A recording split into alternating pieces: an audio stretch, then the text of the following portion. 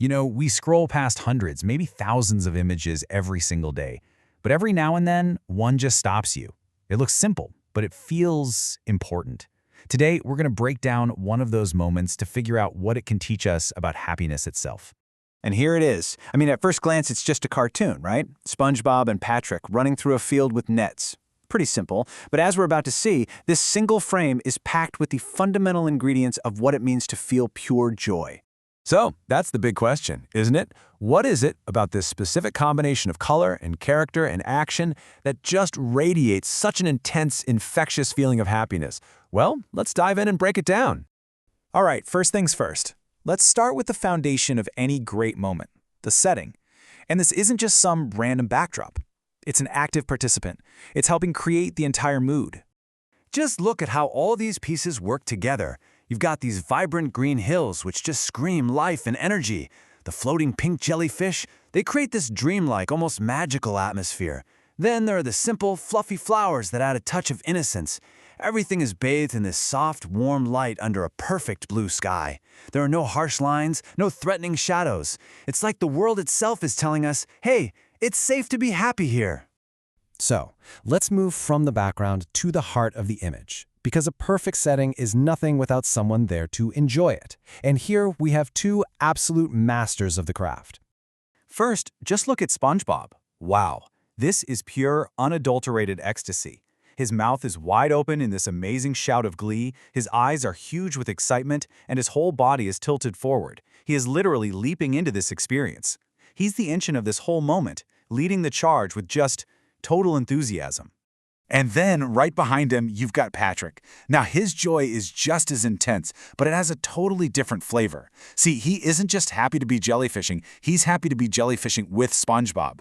His expression is one of pure supportive glee. He's the joyful follower, perfectly mirroring and even amplifying his best friend's energy.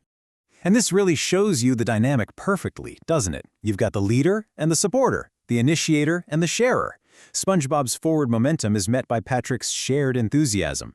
They aren't just two happy individuals. Together, they are a single functioning unit of joy. Okay, so we have the place and we have the people. Now let's look at the purpose, the action that ties it all together. So, what is the art of jellyfishing, really? You know, when you boil it all down, jellyfishing is basically a perfect recipe for fun. It's not complicated at all. First, you find a true friend. Then, you grab a simple tool. The nets are totally unimportant. What really matters is pursuing a shared goal, no matter how silly it might seem, and then embracing that moment completely, together, with zero distractions. Okay, let's start putting all these pieces together. We've looked at the setting, the characters, and the action. So what's the universal principle that's really at play here? The absolute crucial point here is the power of a shared experience. Friendship is the catalyst. It's that magic ingredient that takes a simple activity in a nice place and turns it into a core memory of profound joy. Think about it. Without Patrick, SpongeBob is just a kind of weirdly happy guy running in a field. But together, they're creating something special. And all of this brings us to this simple but incredibly powerful equation. A beautiful setting plus a simple action plus the power of friendship equals pure, undiluted joy. That's the formula this entire image is built on. It's that simple. So what do we do with all this? Well, this final section is about turning this analysis outward, away from the screen and into our own lives.